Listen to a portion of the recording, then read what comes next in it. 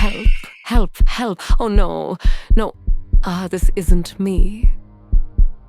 This story may leave you breathless. My name is Claire Whitmore. I'm 34 years old, and I still can't bring myself to turn on the lights in my house. Sometimes the light only makes the shadows grow deeper. Sometimes the dark is the only place where the truth can't find you. You don't know me. But maybe after this story, you'll recognize something. Or maybe, for the first time, you'll understand the terrifying difference between waking up and not waking up. A few months ago, I moved into a small house in northern Vermont, right on the edge of the woods. After my divorce, I needed quiet. No traffic, no phones, no city noise, just space to breathe. Anyone who's been through a divorce might get it. The peace feels like a 5-star luxury, a fresh start, away from everything. And hey, I was still spending his money. So that helped. The house looked sweet from the outside. White shutters, wooden floors, light-filtering curtains. Cozy, calm. But the moment I walked in, something felt off. Like the air had already been breathed by someone else, as if the house had a memory. And I was just a visitor. Still, the first few weeks were peaceful.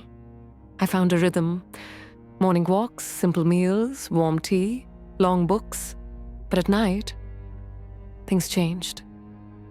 I'd wake up and notice something small was wrong. A pillow on the floor, a light on.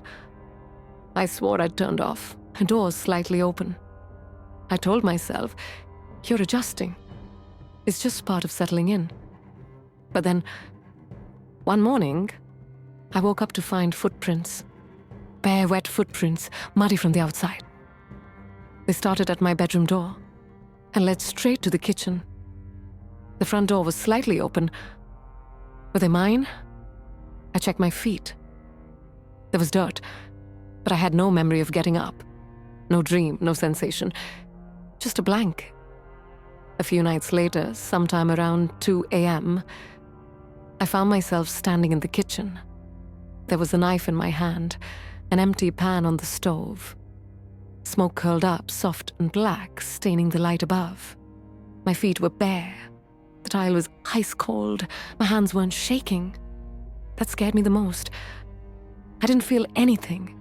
No fear, no shock, no shame, just silence inside me. Like something had been emptied out. Like someone else had borrowed my body and then returned it. That same week, I installed a security system. Motion sensing cameras in every room. Synced to my phone. If it keeps me safe from myself, I thought, then I don't mind being watched. That first night, I watched the footage. Thank God for technology. Honestly, I was even thinking of installing the same cameras on my dad's farm just to watch the chickens back home. It was 2:13 a.m. I tossed in bed. Then suddenly, I sat up. My eyes were already open. I walked out of the room, down the stairs, into the kitchen. I turned on the stove, placed the pan, and then I raised my hand as if talking to someone, but no one was there. Then I looked right into the camera and smiled, but it wasn't my smile. The next night, I whispered something before even getting out of bed. You came home. Claire forgot you. Here I am, again. The third night, I woke up in the attic. It had been locked since the day I moved in. I hadn't even touched the door. But now it was wide open. In my hand was a toy.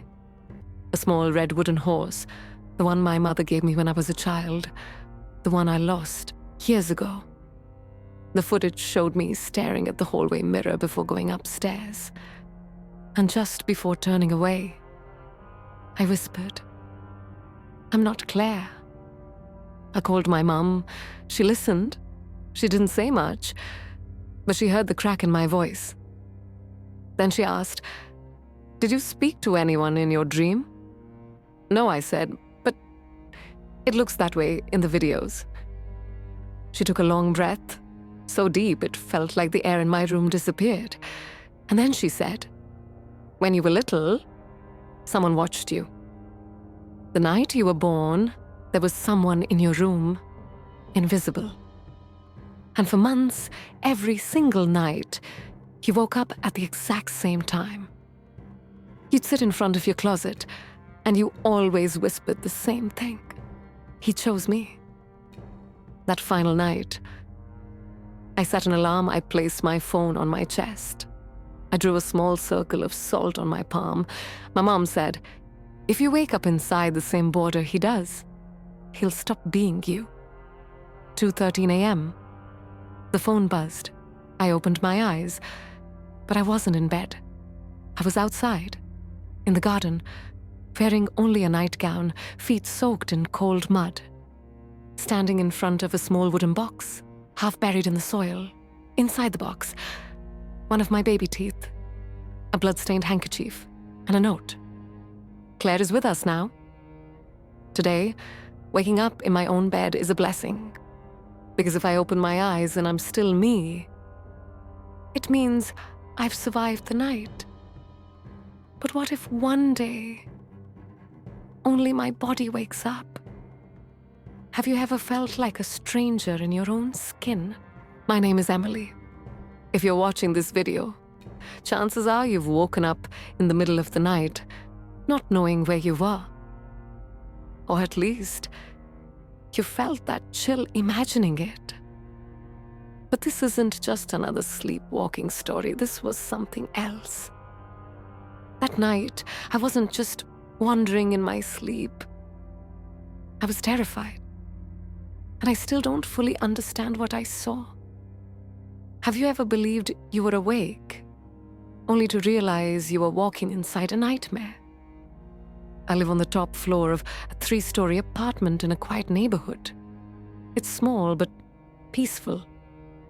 2 windows with white shutters, a slightly yellowed wooden floor. A cozy space filled with worn but personal things. Mirrors, candles, hand-built shelves, all marked by years of living alone. Before I tell you what happened, let me say this. Sleepwalking isn't a disease. It's part of being human.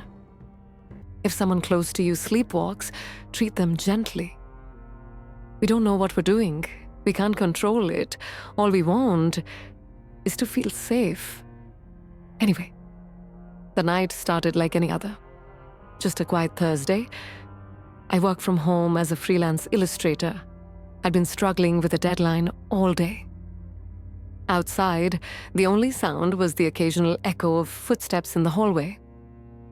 At 11:48 p.m., I brushed my teeth, turned off the lights, and got into bed. The red digits of the old alarm clock blinked softly beside me.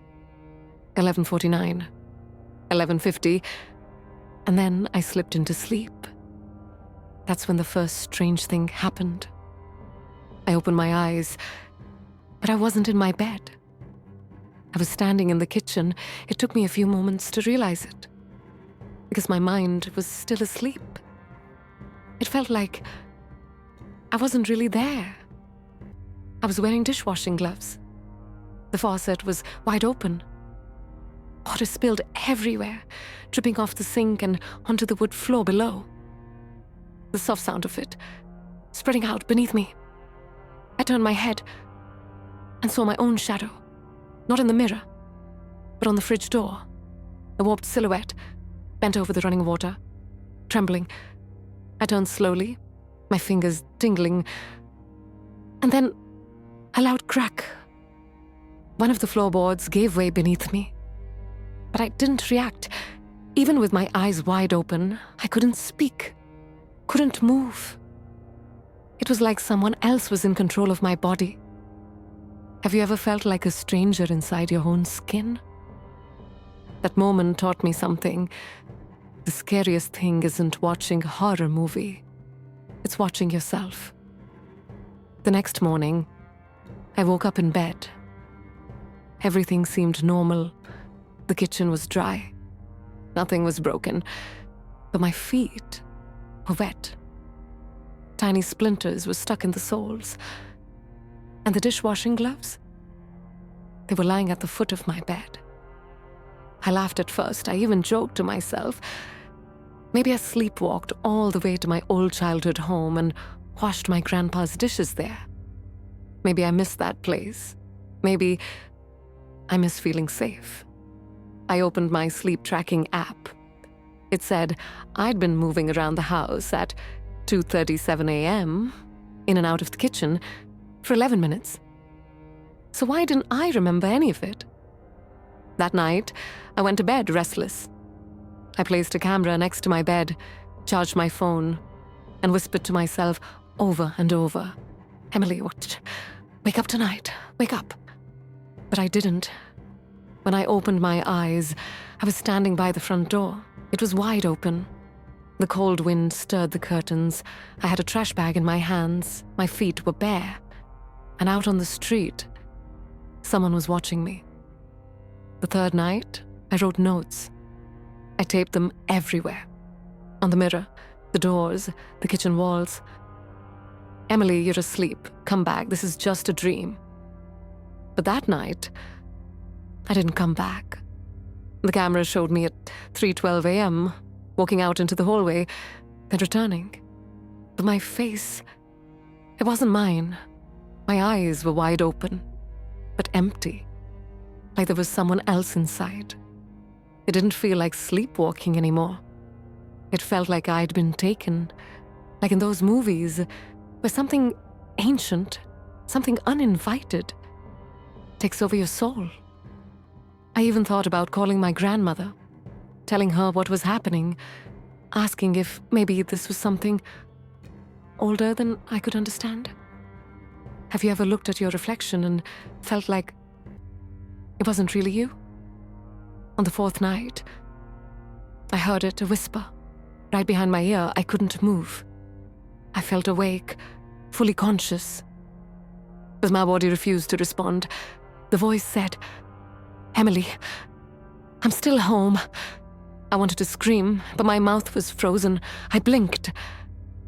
And in the corner of the ceiling, there was something, a shape, a silhouette, watching. After that, I couldn't stay in the apartment anymore. But whenever I tried to leave, something pulled me back. Every night, I'd make it as far as the door. And then, I'd return. In the morning, I'd find muddy footprints by the entrance, like I'd come home from somewhere dark and wet, and very far away. I began leaving notes for myself. Lock the door at 2 a.m., check the kitchen for gloves. "Emily, you're not alone here." And one morning, there was a new note on the bathroom mirror, written in handwriting that looked like mine, but wasn't. "Emily, I love you, but why are you locking me out?" I didn't write it. I swear I didn't. So now I ask you, are you really alone in your home? Or just assuming you are?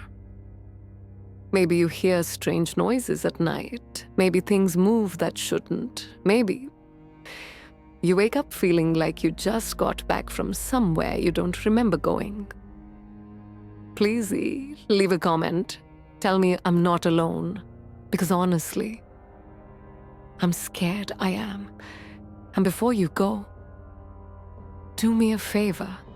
Tonight, look in the mirror and ask yourself, am I really going to sleep alone? My name is Isabel. I wish it was Steel Bella. I've always liked that name better. There's even a song about it. But Isabel? No song. Just silence. Anyway, I'm 32 years old, strong as a bone, sharp as a gun. I live alone in a small, quiet house I bought myself. At first, the solitude felt peaceful. But now I'm afraid of myself. That night started like any other. I curled up on the couch with a cup of herbal tea. The living room was dimly lit. Through the window, the street outside sat still and silent. A few leaves twitched under the glow of the lamppost, but there wasn't even wind, just silence. The only sound was the ticking of the wall clock and my heartbeat. I didn't realize then why it was racing. Nothing was on TV, just empty laughter and filler noise. I was tired, and lately I'd blamed all the strange little things on poor sleep. Maybe I should have seen a therapist, but instead, I went to bed. And that's where it all began. I'm sorry if I forget things. I tried too hard to forget. Some of this is still difficult to talk about. What truly terrified me started the next morning. Because when I opened my eyes, I wasn't in bed. I was squatting on the bathroom floor, pressed into the small space between the wall and the toilet. The light was on, the door was closed, and my feet were muddy. I sat up, trembling. My reflection in the mirror didn't look like me. Hair a mess, a small bruise on my wrist, like I'd hit something. But I didn't remember any of it. Not 1 second. Had someone come into the house? That was the morning I realized I'd been sleepwalking, and I thought that's when it started. But the truth? I'd been walking for weeks. I went out and bought cameras, placed them in every room. By the bed, in the kitchen, near the front door. I needed proof. Of what exactly? I wasn't sure. But something felt wrong. That night, I went to sleep like normal. And in the morning, I was on the roof, barefoot, hands stained black, tears on my cheeks, though I had no idea why I was crying. I went inside and watched the recordings, shaken. There I was, standing beside the bed. Still, motionless. Just watching. My eyes were closed, but I was moving like I knew what I was doing. I walked to the kitchen, opened the knife drawer, then stood in the middle of the living room, frozen. And then I smiled. But that smile, that wasn't mine. Something inside me snapped. I kept whispering to myself, "It's not me. It's not me. Do you really think we're unconscious when we sleep? Or could someone else wake up inside us?" The next day, I left home. I tried to drive to my parents' house. But I don't remember the drive. Once again, I opened my eyes and I was parked. No phone in my hand. The alarm I'd set, I didn't go off. It felt like someone had sabotaged it all. That night, I came back home. I had no other option. But I made a plan. I locked the doors from the inside, put the keys in a box in the living room, secured all the windows, and still. In the morning, the front door was wide open. The footage showed me walking out, smiling, eyes still closed. I couldn't go to work anymore. My phone showed that I'd made calls at 3 a.m., then immediately hung up. The person I called, my ex, Ethan, I hadn't spoken to him in 7 months. When I asked him about it, he said, "You didn't say anything, you just cried." But there was another voice. Not yours. Another voice. Whose? I asked him, "Do you remember me?" But I would never say something like that. That's not me. Who am I? Every night, same time, 3:17 a.m. That's when I think I wake up. The house is quiet, but there's a buzzing inside my head. My ears throb, my chest tightens when I go to the living room.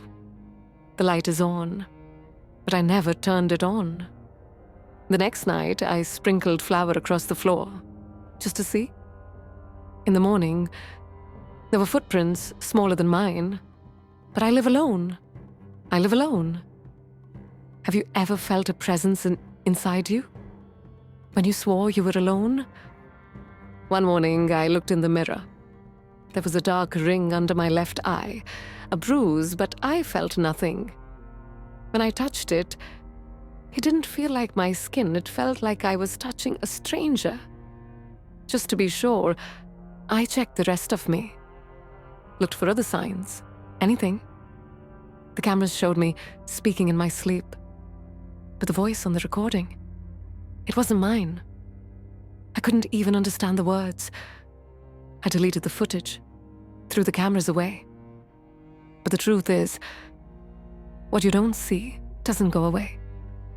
It just hides in darker places. I finally made a decision. I was leaving. I found a new apartment, packed my bags, and waited in the living room until sunrise. I was determined to stay awake until 3:17. At 3:16, my eyelids got heavy. Something inside whispered, "Don't fall asleep." But I couldn't stop it. 3:17. I opened my eyes, and there I was. Someone who looked like me, but it wasn't me. Their eyes were closed, but they were looking at me. You can't have two versions of yourself in the same house, not at the same time. If one is asleep, the other is awake. And if that other wakes up, you're not you anymore. No one has seen me since that night, because I'm not me. I made this video to tell you something. If you wake up feeling tired, if doors are unlocked, if objects have moved, and the clock always seems to wake you at the same time, doubt yourself. You might not be who you think you are. You might be like me. Or worse, you might be like us. And that's the truth nobody wants to say out loud. The scariest things don't always come from outside. Sometimes they wake up inside you. If you've made it this far, you're not alone. Let the others know you're still awake.